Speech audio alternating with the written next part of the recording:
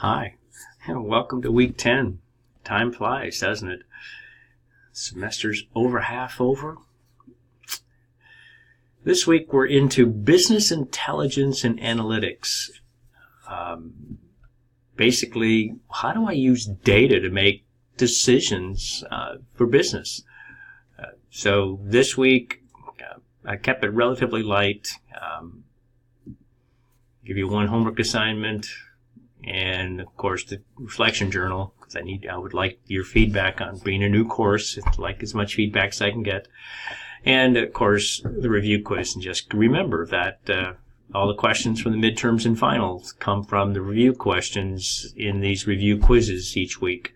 So it's to your advantage to take care of it. The review quiz doesn't really apply much to your grade, but it may have an impact since a good portion of your grade is based on the midterm and final.